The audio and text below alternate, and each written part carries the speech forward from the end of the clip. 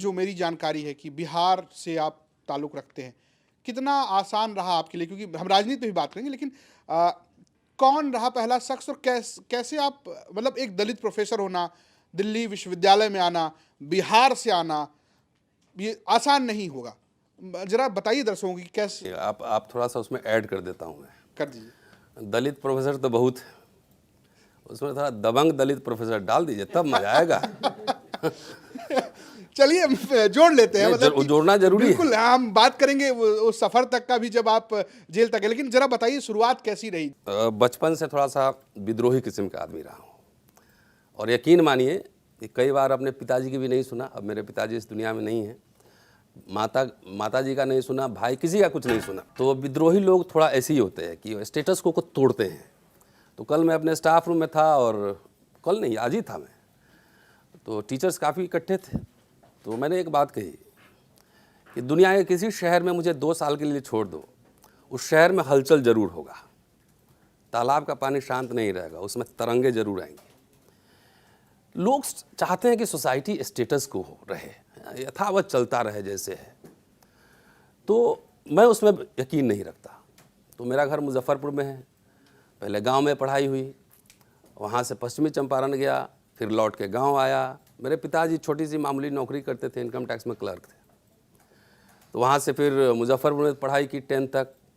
उसके बाद वहाँ से मुजफ्फरपुर बड़ा उस समय डिस्टर्ब जोन था, 80s 90s का सोचिए। वहाँ से चला गया फिर मोतिहारी, मेरे फादर का ट्रांसफ़र हो गया।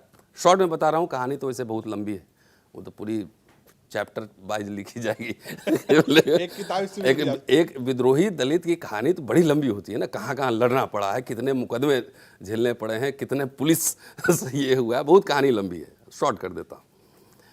तो फिर चंपारण चला गया। मैं जहाँ पे रहता था वो MS कॉलेज वहाँ का चर्चित कॉलेज है।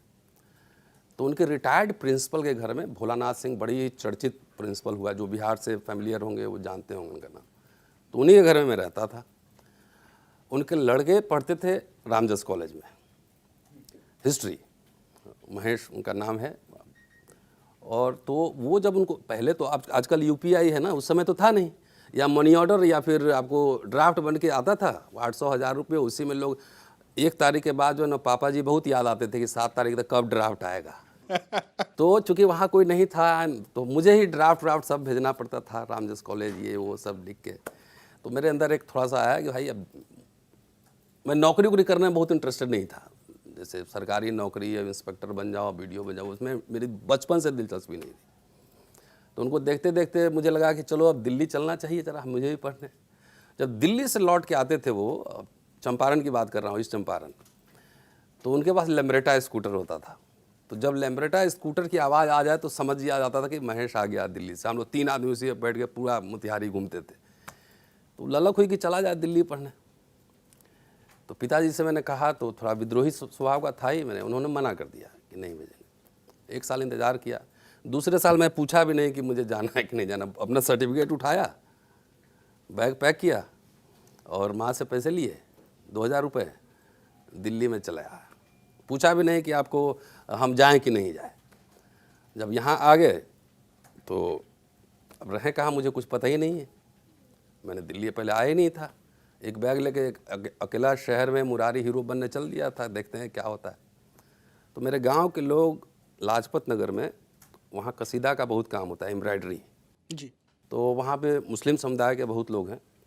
आज शायद मैं जाऊँ रहने के लिए, जो माहौल है तो हो सकता है मुझे नहीं रखें वो, लेकिन उस समय उन्होंने, इस्माइल उनका नाम है, इस्माइल चाचा हम लोग कहते थे, 1 महीना रखा, बाकायदा खाना खिलाया, स्कूटर में बैठा के पूरा PGTAB, देशबंधु, JNU, जितना साउथ कैंपस के कॉलेज हैं पूरा घुमाया। मुझे सब कॉलेज अच्छा ही लगता था, मुझे पहले एडमिशन तो हो जाने दो।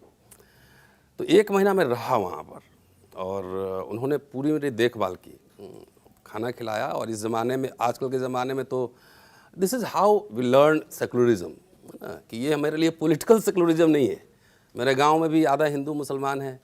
तो पहले तो ईद पे लोग आते जाते थे, दिवाली ईद पे।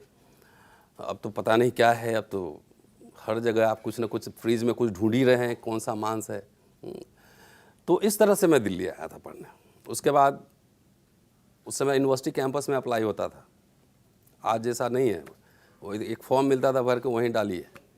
तो मुझे ये भी पता नहीं था कि स्टीफेंस कॉलेज बेहतर है कि देशबंधु कॉलेज बेहतर है। हाँ। सीरियसली कह रहा हूँ। तो मैंने डाल दिया, मतलब किसी कॉलेज में मिल जा, पढ़ना तो मुझे ही है ना, अगर टीचर लोग ठीक मिल जाएगा तो किसी कॉलेज से पढ़ के निकल लूँगा। तो फिर मेरा देशबंधु कॉलेज में नाम आ गया, वहीं मैंने बीए की। बहुत शानदार टीचर्स मिले, बहुत शानदार दोस्त मिले, और थोड़ा विद्रोही प्रवृत्ति का था, तो चाहे बिहार में भी नहीं डरा और दिल्ली में भी नहीं डरा, डरने की ज़रूरत भी नहीं थी। तो मुझे बिहार में भी लोग कहते हैं कि तुम इतना अकड़ के साथ रहते हो, डर नहीं लगता है? हमें कदापि नहीं। यहाँ भी वैसी रहा, जो सामने बैठा हूँ, तो अब मैंने ही पहले ही आपको राइडर ऐड कर दिया, तो यहाँ भी वैसी बैठा हूँ। तो आदमी का नेचर और सिग्नेचर बदलता नहीं है। कुछ लोग होते हैं जो समझौते नहीं करते हैं, एटलीस्ट फंडामेंटल प्रिंसिपल्स पे। तो शायद उसी परंपरा में मैं भी हूँ। यहाँ से फिर मास्टर्स किया, DN झा, प्रोफेसर श्रीमाली, ऐसे टीचर मेरे गुरु रहे। शाहिद अमीन, ज्ञान पांडे, सुमित सरकार को सुना, आर शर्मा को सुना, रणधीर सिंह को सुना। तो हमारी परंपरा उस तरह, उसी बौद्धिक परंपरा में हमारी ट्रेनिंग हुई। अंग्रेज़ी नहीं आती थी, तो ग्रेजुअली एक एक वर्ड करते करते 4-5 साल में पूरा language, at least official language build up हो जाना चाहिए। बाकी तो आप सीख ही लेंगे। तो 4-5 साल में अंग्रेज़ी भी सीखी, नौकरी भी मिल गया। पहले डिपार्टमेंट में 5 साल के लिए, फिर जाकिर हुसैन इवनिंग में मैं 2 साल पढ़ाया परमानेंट। तो DN झा को लगता था कि बेहतर कर सकता है। माई टीचर, हिस्ट्री में एक खास बात है जी। क्लासरूम में टीचर स्टूडेंट को पकड़ लेता है किस लेवल का है ये। तो उन्होंने, मेरे एक टीचर ने कहा, PK चौधरी नाम है, BA फर्स्ट ईयर में ही था, कि तुम UPSC का एग्ज़ाम मत देना।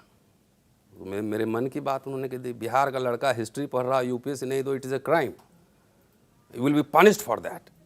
बिहारी IAS का एग्ज़ाम नहीं दिया। तो मैं, हाँ सीरियसली कह रहा, तो मैं फादर को बोल दिया कि अच्छा, मेरे भाई सब इंस्पेक्टर हो चुके थे, फादर एडमिनिस्ट्रेटिव ऑफिसर थे उस समय। तो उनको लगता था कि बेटा कलेक्टर बन जाएगा तो थोड़ा जिला उला में जो है माहौल ठीक रहेगा। भाई पुलिस में थे तो समझते थे IPS बन जाएगा तो ठीक रहेगा माहौल। मैंने रिबेल कर दिया, हम लेकिन देता ही नहीं, जाओ। क्योंकि एक ही लाइफ है, मेरी समझ है, और मैं ये बात समझ चुका था कि एकेडमिक्स में फ्रीडम है सोचने, समझने, बोलने, लिखने की, और मैं इसको गंवाना नहीं चाहता था। कि मेरे लिए आज़ादी, freedom of thinking, freedom of mind, freedom of writing, speaking, that was more important for me. कि हम 60 साल में रिटायर होने के बाद हम नहीं जाएंगे फिर लिखने। तो खैर बाद में बहुत नाराज़गी जाहिर है। अरे वो दलित परिवार का, जहाँ पे IAS बनने के लिए रिजर्वेशन था, दिल्ली यूनिवर्सिटी में रिजर्वेशन नहीं था, और मैं इंग्लिशाइज कोई मॉडर्न स्कूल का पढ़ा हुआ नहीं था, हिंदी मीडियम का स्टूडेंट वो स्ट्रगल कर रहा है, और वो अगर ये कह दे कि मैं UPSC नहीं दूंगा और मैं यहाँ लेक्चरर बनूंगा, तो इस वक्त लोग मजाक उड़ाते थे मेरा। फादर के ऑफिस में, यार बेटा कार्ल मार्क्स बन गया, लेनिन बन गया, ऐसे बोलते थे। मतलब कोई बात नहीं, जस्ट वेट। तो इस तरह का पूरा सब रहा। अब चलिए ठीक है, जो हूँ